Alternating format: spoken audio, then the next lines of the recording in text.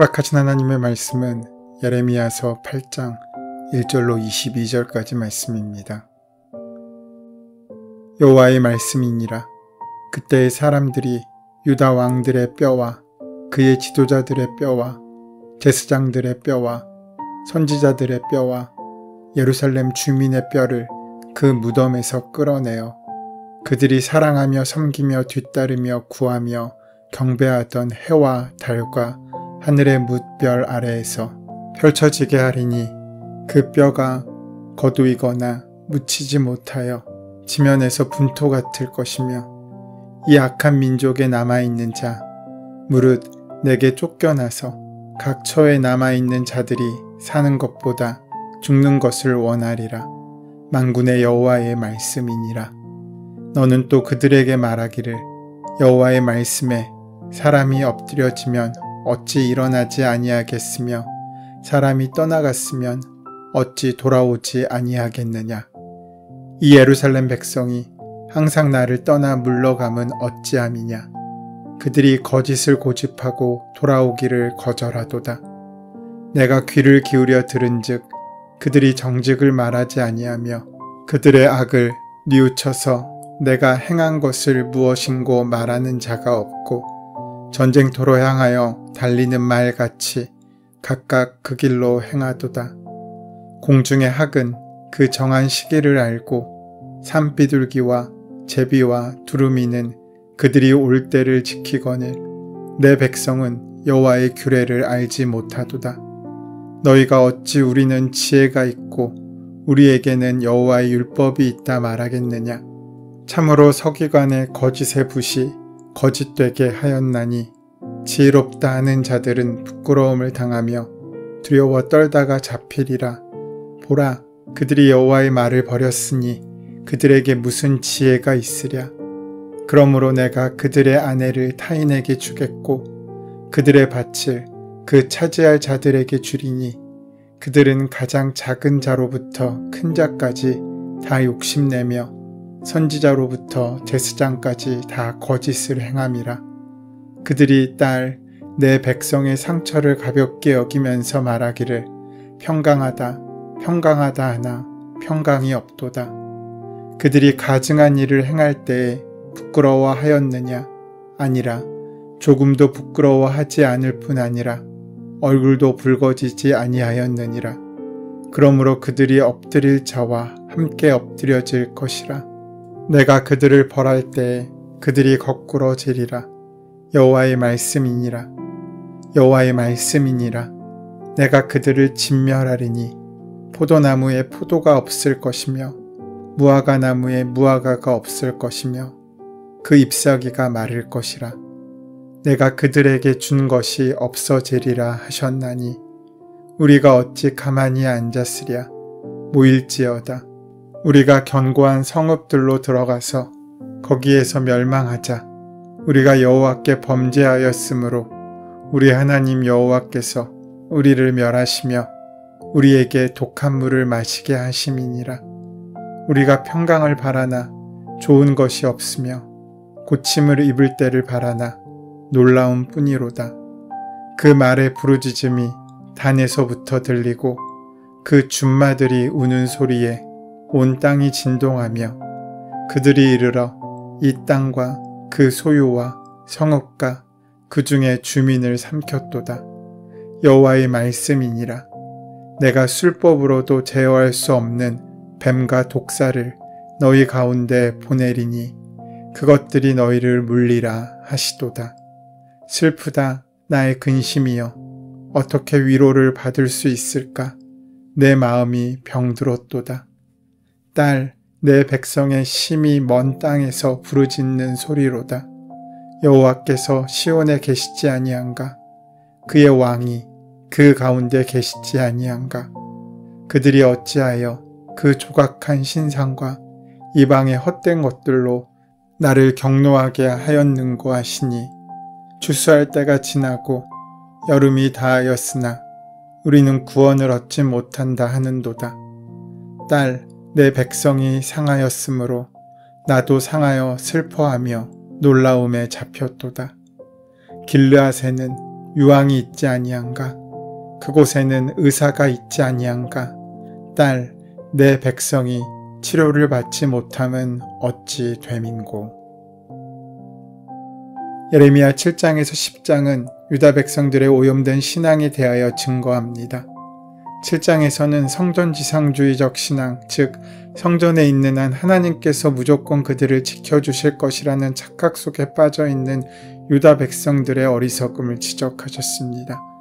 그래서 하나님께서는 이것이 여호와의 성전이라, 여호와의 성전이라, 여호와의 성전이라 하는 거짓말을 믿지 말라고 말씀하시고, 그런 잘못된 신앙에 빠져있는 유다 백성들에게 속이 상하신 하나님께서는 예레미야 선지자에게 너는 이 백성을 위해 기도하지 말라, 내가 듣지 아니하리라 라고 말씀하셨던 것입니다. 오늘 본문은 하나님을 떠난 백성들에게 임하는 하나님의 끔찍한 심판을 선포하고 있습니다. 겉으로는 거친 심판의 선포였음에도 불구하고 속으로는 회개로의 촉구를 기대하셨던 하나님, 그리고 그 짝사랑을 끝끝내 못 알아주는 어리석은 백성들, 이 둘 사이에 어긋난 현실의 안타까움이 8장 후반부에는 애가의 형식으로 기록되어 있습니다.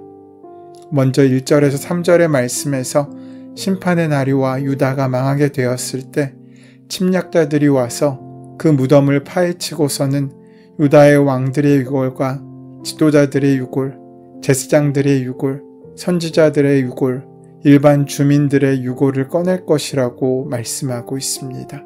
본문에는 뼈나 유골이라는 단어가 5번이나 사용됩니다. 우리나라의 역사를 생각해 보신다면 조선시대에 어떤 사람이 죽은 후에라도 그가 생전에 지었던 중범죄가 드러날 경우에 그 무덤을 파고 관을 꺼내서 시신의 목을 베어 거리에 효수시켰습니다. 이것을 부관참시라고 합니다. 이것은 커다란 모욕이자 금기였습니다. 하지만 그만큼 큰 죄를 다스리기 위한 또 하나의 형벌이었던 것입니다.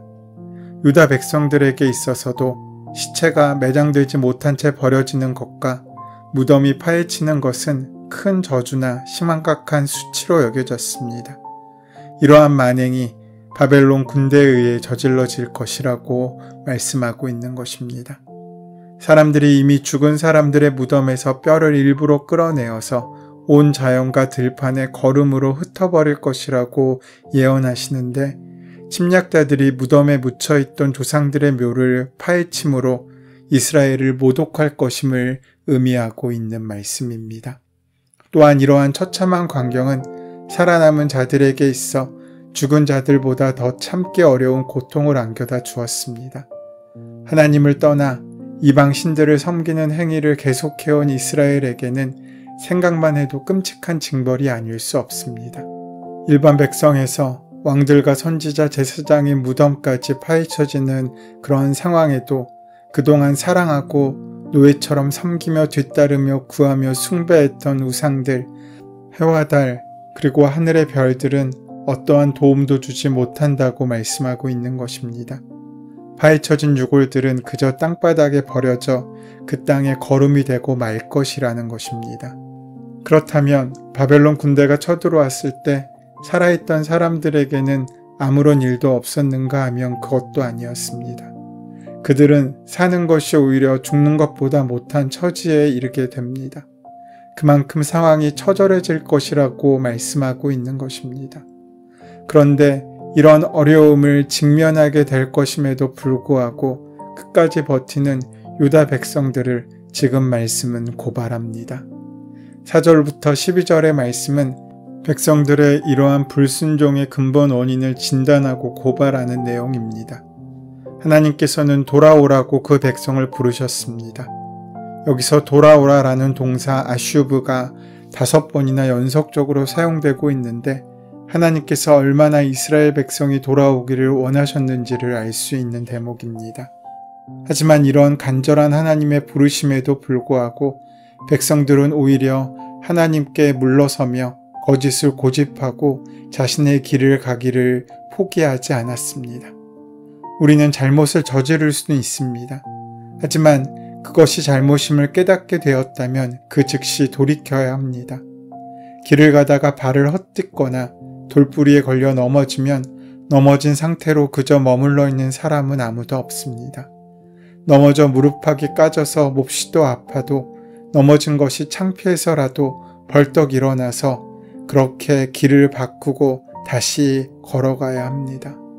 혹 아이가 부모와 함께 가다가 넘어지면 그대로 있는 경우가 있습니다. 그것은 부모가 일으켜줄 것이라고 생각하기 때문입니다. 하지만 만약 혼자서 길을 가다 넘어지면 그 즉시 벌떡 일어섭니다.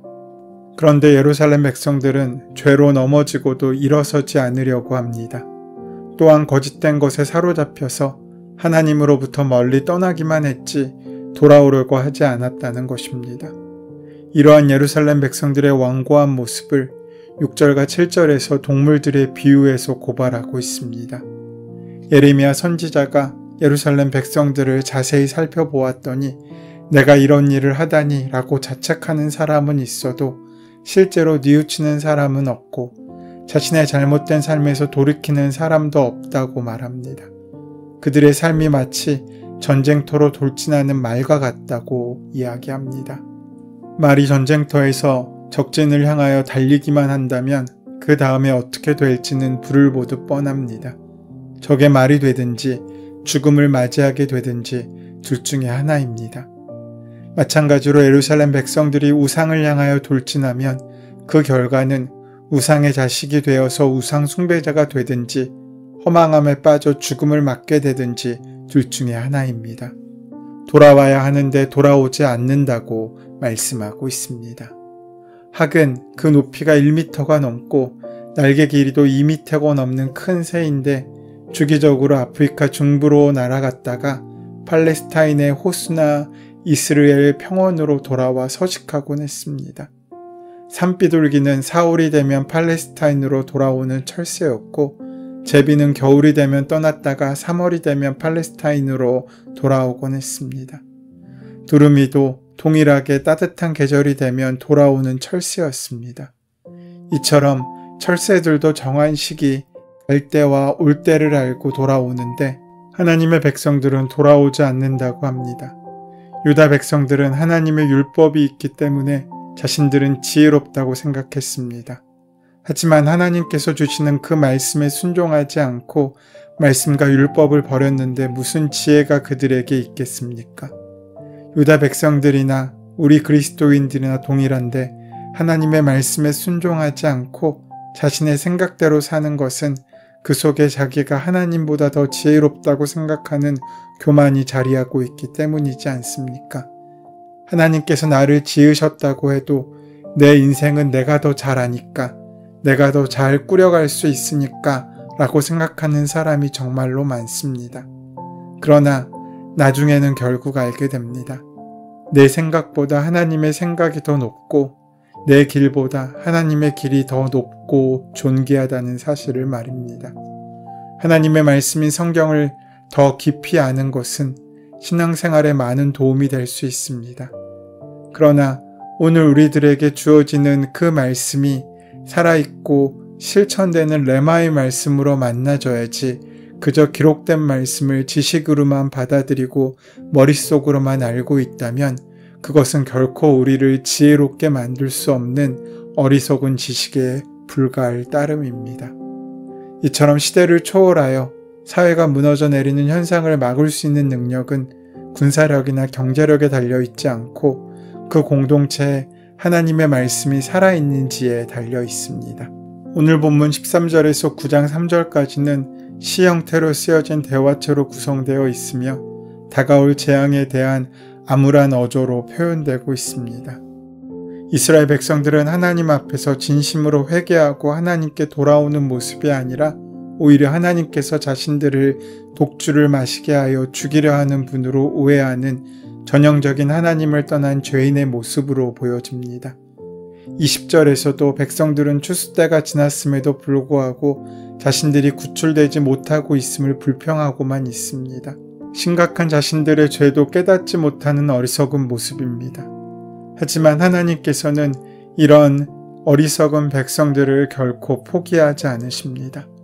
여전히 내 딸이라 부르시기도 하고 육체적인 상처를 치유하는 유향과 의사를 언급하기도 합니다. 하지만 우리의 상처를 진심으로 회복할 수 있는 유일한 길은 우리를 사랑하시는 하나님의 은혜를 만날 때입니다. 그 말씀을 온전히 붙잡고 은혜로 살아가는 저와 여러분의 복된 하루가 되시기를 소원하고 축원합니다. 은혜의 주님, 오늘도 성령님의 조명하에 우리 자신들을 정직하게 바로 볼 수 있게 하시고 오직 주님 안에서 우리의 심령이 회복되어지고 고침받는 우리들이 되게 하여 주시옵소서. 예수님의 이름으로 기도드립니다. 아멘. 이제 오늘 이 아침 우리에게 허락하신 본문의 말씀이 지금 나에게 주신 하나님의 음성으로 만나지기 위하여 본문의 말씀을 깊이 묵상하시고 함께 기도하는 시간 가지도록 하겠습니다. 함께 기도합니다.